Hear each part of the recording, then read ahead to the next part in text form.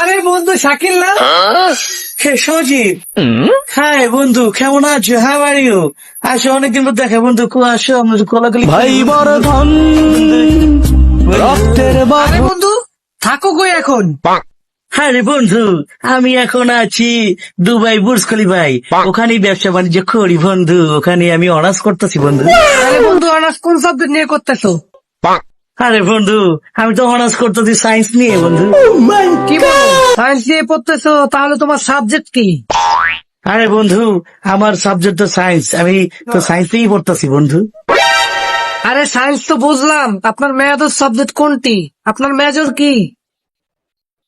আরে আমার মেজর তো সায়েন্স, আমি ঠিক মতন তো কলেজে যাই না, আমি পরীক্ষার সময় শুধু পরীক্ষাই দেই, আমি তো বিজনেসের কাজে অনেক ব্যস্ত থাকি বন্ধু।